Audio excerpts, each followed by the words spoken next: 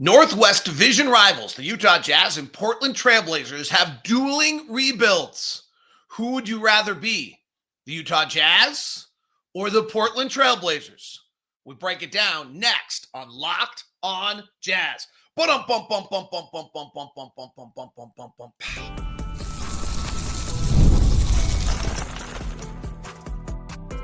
You are Locked on Jazz, your daily podcast on the Utah Jazz.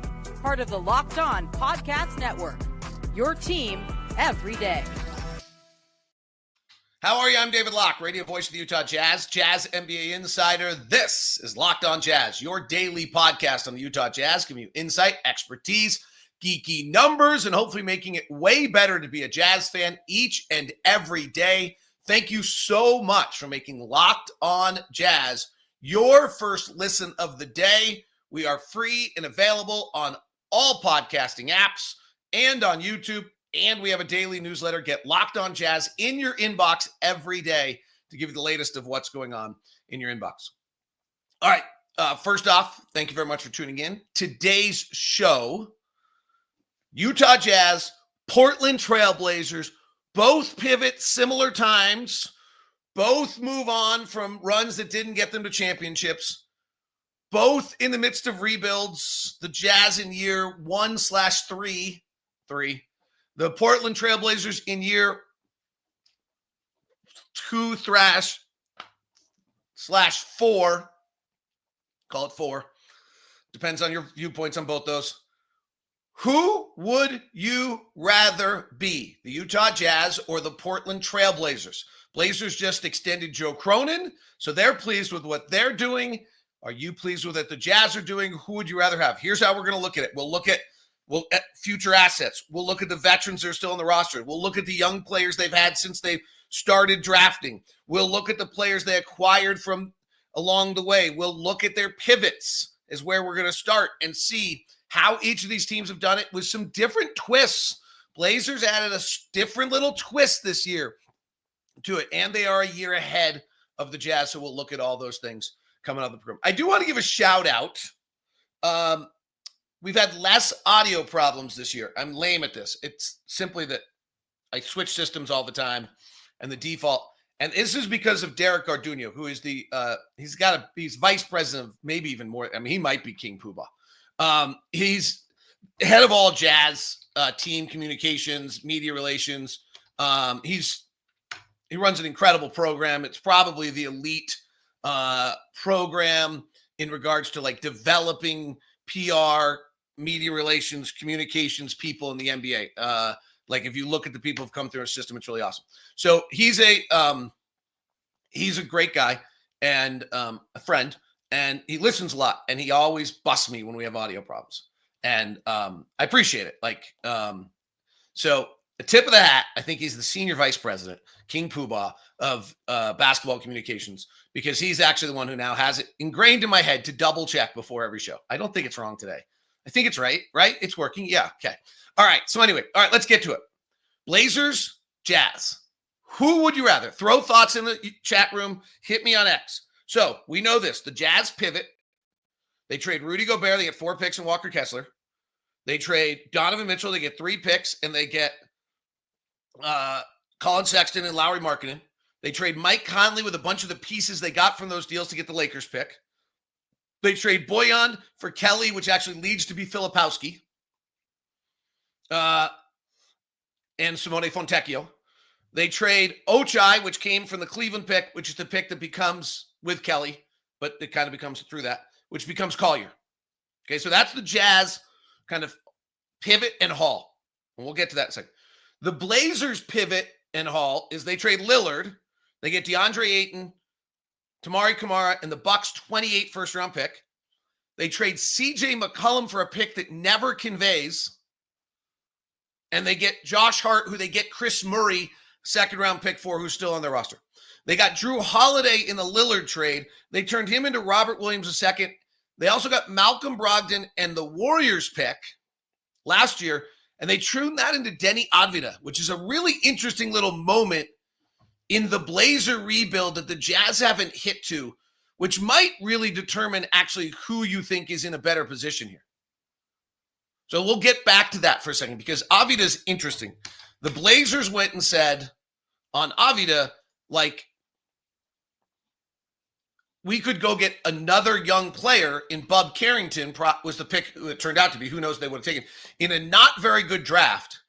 But instead, we're going to go get a 4-year veteran who Washington soured on, who was the 9th pick of the 2020 draft.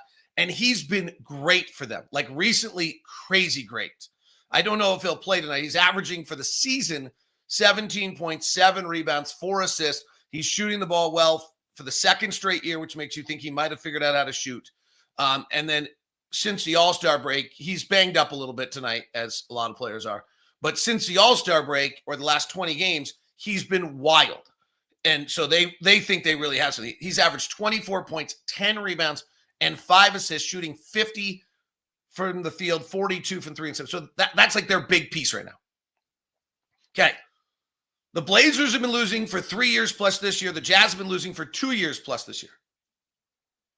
So off the picks, the Jazz have Taylor Hendricks and Cody Williams.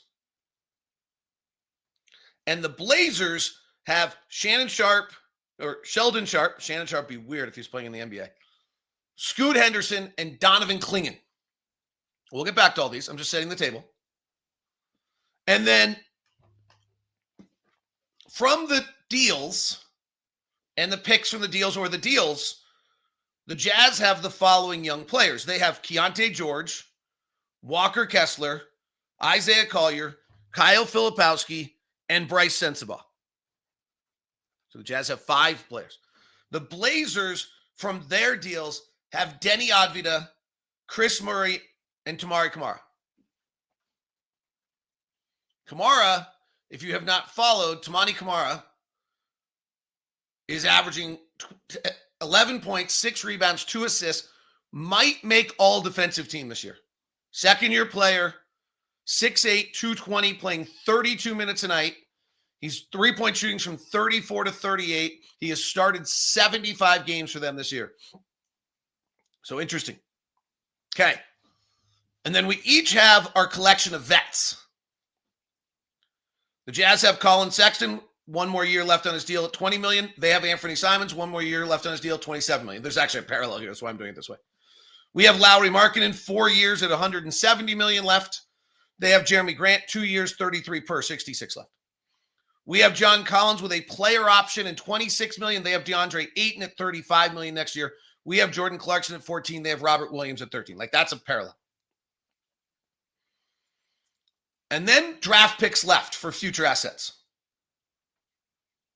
The Jazz have the Jazz have all of their own picks. They have Minnesota's 25. They have picks in 26 that seem unlikely to use. They have the Lakers 27. They have the best of Minnesota or Cleveland in 28, in 27. They have a swap in 28. You never know. They have the best of Minnesota, Cleveland, unless Minnesota's top 5. And we have the Suns 31. And we might have something else in 30. I had in my notes that we had somebody else's pick in 30. I can't figure out who. As an extra pick. The Blazers pick this year is 1 through 14 protected to them. They're going to get it. But it's protected again next year, 1 through 14. And then otherwise it goes to Chicago. And if it doesn't go in 26 and it goes in 27.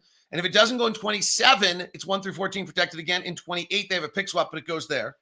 And in 29, it goes to Chicago. So somewhere in the next 4 years, if the Blazers make the play-in or playoffs, they lose their pick. Which might be why they made the Deni Avdija trade is like, okay, we got to get in at some point here because we're not going to have a pick and we got to start winning. I don't know if that's really why, but in 29, they have the Celtics and the Bucks picks, but not their own. Their picks going to Washington. And in 30,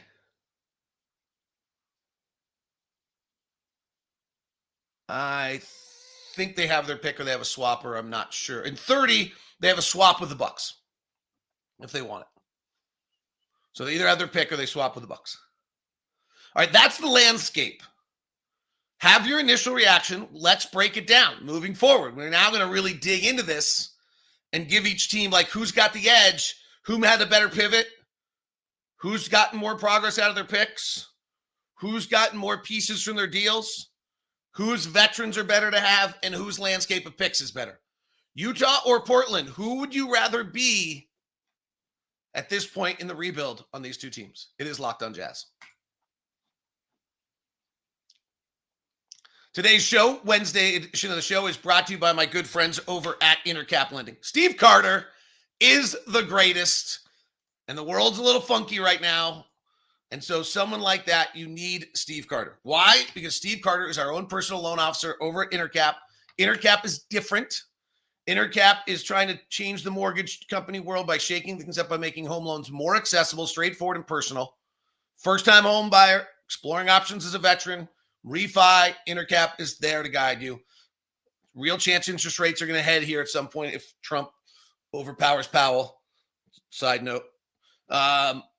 Intercap has our own personal loan officer, which is Steve Carter. So Steve is here to take you through the journey. Intercap does things dimensional differently. They have underwriting times are still at 24 hours. Most banks are 4 to 7 days till you get a decision from an underwriter. They're still servicing 60% of their own loans. They're not shipping them off. If you look at the reviews we get, Dylan Cox says, great company with knowledgeable employees. This go around, we were able to work with Steven. He was quick, efficient, helping us lock in a lower interest rate on a refi. He's always honest, personable. I'll definitely use him again, future home loans. Matthew said Steve Carter absolutely goes above and beyond to make an experience as easy and enjoyable as possible. We were relocating to Oklahoma. Steve wasn't licensed in Oklahoma. He went and got licensed to service our loan. He kept on top of it, communicated every day. We'll undoubtedly recommend Steve to anyone who's looking for home. So email me at dlock09@gmail.com. That's dlock09@gmail.com so I can set you up with the VIP experience with Steve Carter, our own personal loan officer. Today's show is also brought to you by BetterHelp. Convenient, flexible, online therapy. Visit BetterHelp.com/LockedOnNBA. Taking care of your mental health isn't just as important as taking care of your physical health. It is equally as important. But traditional in-person therapy can be expensive, often ranging from up to $250 per session or more. So that's where BetterHelp comes in. With online therapy, you get quality care at a price that makes sense, saving you time and money. Therapy isn't just for the toughest moments. It can help you with everyday stress, learning how to set boundaries, developing positive coping skills, align your brain right, having access to support when you need it and can make a difference. You're well worth it. So make sure you take care of yourself with BetterHelp.com/LockedOnNBA. Get up to 10% off your first month. That's BetterHelp, HELP.com/LockedOnNBA.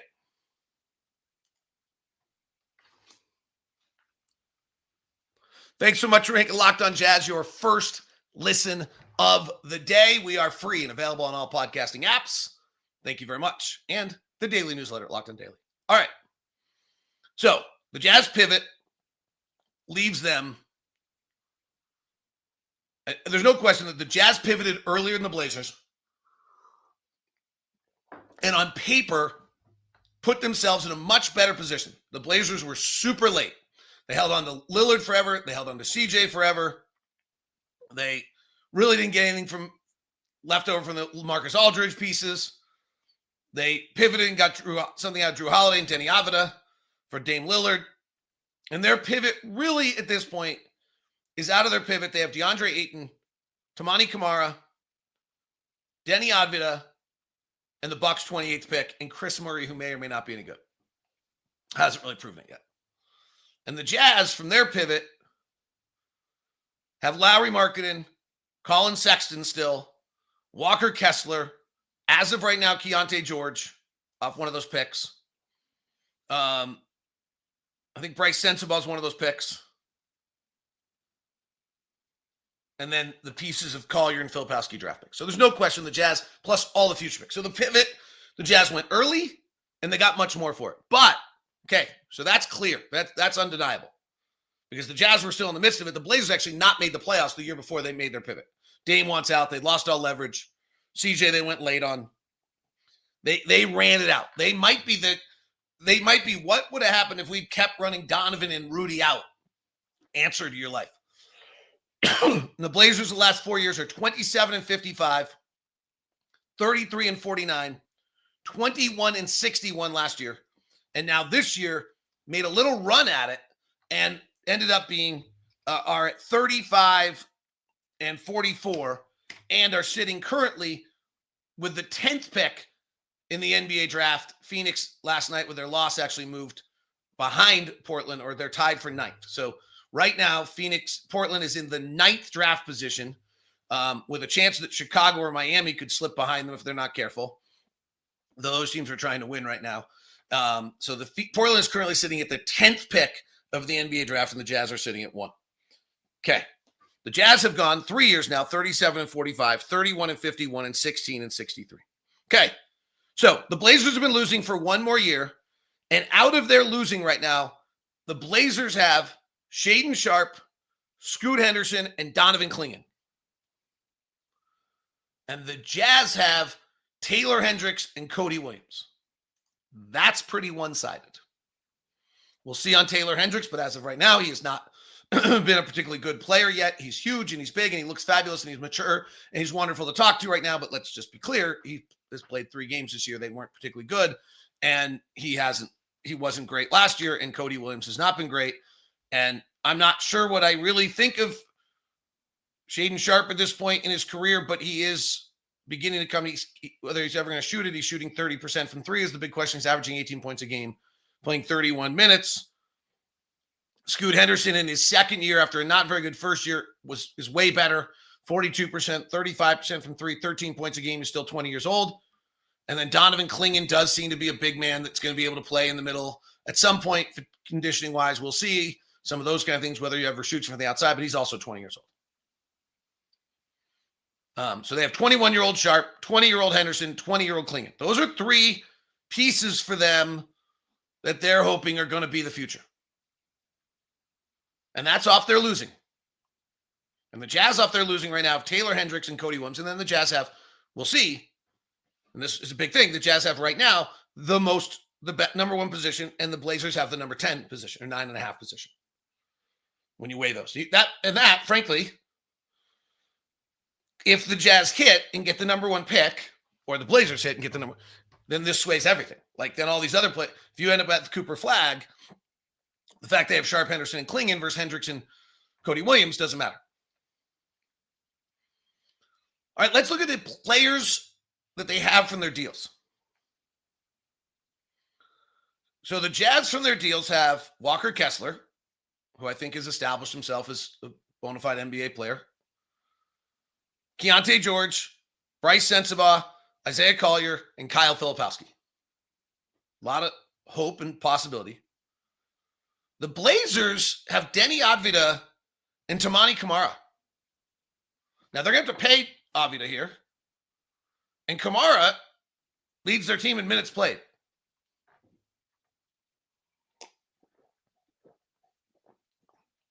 So, it kind of makes you give them an edge, even though their pivot didn't yield anything, seemingly. They were able to turn their pivot into Avdija's really been pretty incredible. And Camara, who is 24 years old, he's not young, but he is 6'8", 220, and he defends like a madman. He's probably on the verge of being all defensive team, and he is shooting 38% from 3 in 33 minutes a night on 5 attempts. And the Jazz, I think Keyonte's got high hopes. Walker's established. And we're still waiting to see on Bryce, Isaiah, and Kyle. Kyle's probably the best offensive rookie in college in the pros this year. So there's more pieces on the Jazz side, established pieces on Portland's. You decide. The veterans of the 2 teams are interesting to me because basically they're a bunch of players who I think in a lot of ways both teams have probably shopped or been willing to trade, probably be a better way to say it, willing to trade, and haven't been able to. You have to figure that the Blazers were willing to trade Ayton, they were willing to trade Grant, they were willing to trade Simons, and they were willing to trade Williams, and they got nothing for him. And I think we have to figure we were probably willing to trade Sexton, willing to trade John Collins, and willing to trade Jordan Clarkson, and didn't get enough for them. What's interesting on the pack of veterans on these two teams when you compare them and where they are in their rebuilds. Simons and Sexton are very similar. Both have 1 year left. Simon has $27 million. Sexton has $20 million. John Collins and DeAndre Ayton are probably pretty similar, though. Collins a player option. I don't know what he's going to do at $26 million, and Ayton's at $36. And I'd rather have John as a teammate. Jordan Clarkson at 14, Robert Williams at 13, both such small contracts, kind of irrelevant, both there. And then Jeremy Grant, 2 years at $66 million left, and Lauri, 4 years, each at 40 or 50 left. Here's the question. Are any of those four pieces on either side going to be a piece of the future for either of the two teams? Grant, Simons, Ayton, Williams, or Sexton, Markkanen, Collins, Clarkson? Or are any of those pieces going to be able to yield a collection of assets that will be a part of the future? And in that case, I don't know what the Jazz have Lauri, who to me seems different than Jeremy Grant. Not dramatically, but Grant's had a bad year, unfortunately, shooting 37% from the field, 37% from the three, and just been off all year, and he's 30 years old. And so there's a little concern on where he is. His trade value is really low. And DeAndre Ayton's trade value is really low. He's played 40 games this year also. So it's interesting to me. I do think that the Jazz veterans give them the edge because of the Lauri piece. Either Lauri is a fabulous piece of the puzzle for the future, or there's still a possibility that when the time comes, the Jazz will be able to, and if the packages are right, that Lauri, the Jazz determine that their timeline is further off and that a 27-year-old, different than 30, Lauri doesn't jive. And Lauri wasn't great, as good this year as he was on other years. That's, if we're going to say that about Jeremy Grant, say it about Lauri. But I think the Jazz collection of veterans either has a more important piece or yields more for the future. That's I think, a big plus to Utah. Where this really gets interesting, when you decide who you want to have, who you'd rather be in Portland or Utah. And I think it's like, I think if Kevin Calabro is sitting here, he could probably, or Travis, their radio announcer, could make a really strong argument to Portland, and I can make a really strong argument for Utah. That's why I'm having this discussion. I think it's really interesting. And the interesting one that is taking place is Portland's a year longer into it. And in this last draft, instead of getting Bob Carrington and having a big question mark, they got Deni Avdija, who's turned out to be really, really good. And is that actually what the Jazz do with the Minnesota Timberwolves pick? Is that they go trade it for somebody like a Deni Avdija and they get a solid, qualified 34-minute-a-night player on their roster. Well, that would be the equivalent move. And that's what the Blazers did last year. Or the Jazz still a year or two away from that. But they have that Minnesota pick coming this year. It's almost the exact same. Like, they use, I think, the 14th pick, which was the Warriors pick, which is about what Minnesota's pick is going to be. It's almost the exact same. The difference here is the haul of picks to come. The Jazz have complete control of their own draft future, whereas the Blazers pick is tied up in a 1 through 14 protection for the next 4 seasons. And the minute they go outside of it, Chicago gets it. Then they have control again. Then their 29 pick is gone. So the Blazers don't actually control their own pick, which also makes it almost, they can't trade any of their picks to go get anything. And they have this only picks they have coming to them are the Celtics 29 and the Bucks 29. Bucks 29 might be something. The Jazz have coming to them Minnesota's 25, Lakers 27, Minnesota or Cleveland's 27, Minnesota or Cleveland's 29, Suns 30. 31, excuse me. And control of all their own picks. That's the big one that sways it to Utah. But quite honestly, Shaedon, Sharpe, Scoot Henderson, Donovan Clingan, depending on your thoughts on them, you may be in or out on Sharpe, you may be in or out on Scoot, are better than Cody and Taylor Hendricks right now. And Deni Avdija, Tamani Kamara are probably better than Walker, Keyonte, Bryce, Isaiah, and Flip. Now, that one could flip here pretty quickly. And remember, Kamara is 25 years old. Deni Avdija is 25 years old. They went, that was the play they made. Kamara came out of Dayton, transferred, and then transferred out of, I can't remember, and went to Dayton.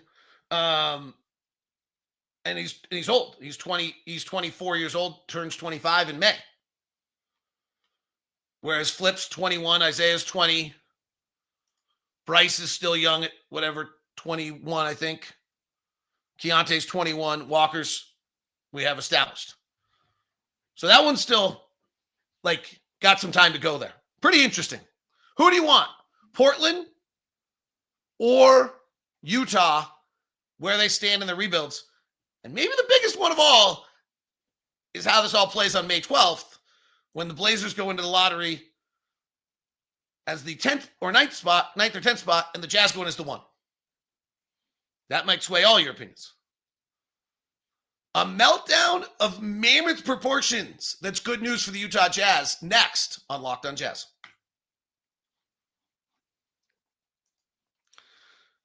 Today's show is brought to you by Robinhood.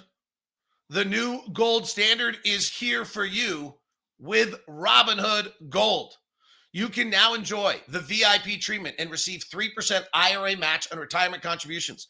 The privileges of the very privileged are no longer exclusive. With Robinhood Gold, your annual IRA contributions are boosted by 3%. Plus, you also get 4% APY on your cash in non-retirement accounts.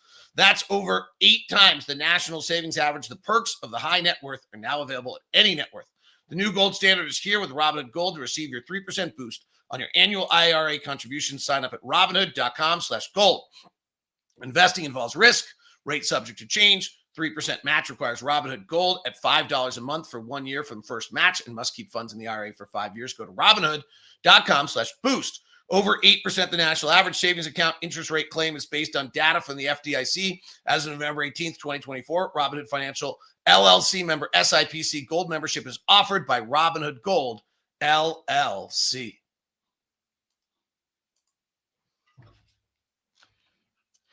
A meltdown of mammoth proportions. That's great news for the Utah Jazz. The Minnesota Timberwolves last night led 95-71 with 10 minutes left, and the Milwaukee Bucks went on a 23-0 run. 23-0. Rudy got into a weird thing with Kevin Porter Jr. Milwaukee, they pulled Rudy down the stretch and he didn't play. I'm sure he's going to be really pleased about this. He got into another little tussle with someone, grabbed the back of his leg. It was super weird. He flung him around. He's got this new thing Rudy's doing where he hooks people on a pick and then flings them around. And he got Porter Jr., who's unfortunately has had huge emotional and outburst and mental problems throughout his NBA career, came with fists closed, ready to go to work on Rudy. And Chris Finch took Rudy out of the game. And Rudy, I don't think, ever came back in the game. Down the stretch, the Minnesota Timberwolves shot 4 of 20 and 2 of 12 from 3. They threw the ball all over the gym. They had a sequence where Edwards turned it over, then Randall turned it over, then DiVincenzo turned it over in a 4-possession span. It was, and with 3:16 left after the technical foul, it was 98-97. Minnesota was ahead, and they pulled Rudy. And Rudy didn't come back in until 13 seconds left. By that time, they were down 109-103. And Rudy came in just a rebound, and they took him back out of the game. And they lose it 109-103 to Milwaukee. And as we talked about on Monday's show, if you lose one of these games, my thought was that you automatically are going to be in the play-in. Now, I did not think Minnesota was going to lose. My thought was there were going to be 3 teams that went undefeated down the stretch. One of them being Denver, and then they fired Michael Malone, so who knows? But they have Sacramento, Memphis, and Indiana left. They should be fine. Golden State beat Phoenix like a drum last night. They now play the Spurs, Portland, 2 teams that won't try to win, and Golden State will then play the final night of the year against the Clippers. The Clippers beat the Spurs last night. They do play coming up here, the Rockets, Kings, and Warriors. So the Rockets don't have anything to play for, but you never know. And the Kings do have something to play for as they're trying to hold off Dallas for the home court in the 9-10 matchup. And then the Warriors are a big one. Memphis plays Minnesota on Thursday. It's mammoth. If Memphis beats Minnesota, Minnesota gets their second loss, and Minnesota will be the 8th seed. The wild thing we're hoping for is that Minnesota goes to 8. They lose the 7-8 battle on the road. They come back home and they play Sacramento on that final game. And somehow Sacramento, Zach LaVine and DeMar DeRozan get crazy hot. And the 3-point variance kicks in for a night. And Minnesota gets tight. And they are the weirdest team I've ever followed this year because I'm utterly convinced they're great. And that they fall apart and then we get their lottery balls. The other one is that Minnesota is literally a Russell Westbrook brain cramp, whatever, away from being guaranteed the 8th spot right now. And Denver is frankly a Russell Westbrook meltdown away from being Michael Malone still being their head coach. You want a really interesting one to start looking at? Go look at what happens to teams after Russell Westbrook leaves. I mean, we all know what happens to teams when Russell Westbrook comes, right? But go start looking at what happens to teams when Russell Westbrook leaves. Because there might be something there, too. Recently. I mean, not back to, you don't have to go back to like OKC probably, or his messed up year in Houston. But Russell Westbrook is in Houston in 19 plays for, and then they trade him for Chris Paul and they get better. If I remember correctly. Washington, I'm sure nothing got better. The Lakers traded him, and I think they got better. The Clippers let him go, and they got better. And the word I had in Denver was he was a good deal of the problem. Michael Malone firing is crazy, too. This league's nuts. That is Locked On Jazz today. Thanks so much for tuning in. Follow me on my socials at DLock09. There's also a new Locked On Jazz TikTok account, but you can follow me at DLock09 as well. Plus, you got the daily newsletter at LockedOnDaily.com. If you have not followed or subscribed to the program, please do. And hit the bell button on YouTube. We now send you the first ever national 24/7 NBA channel on Locked On NBA and on audio. Check out Locked On NBA Game Night, every game, every night on Locked On NBA.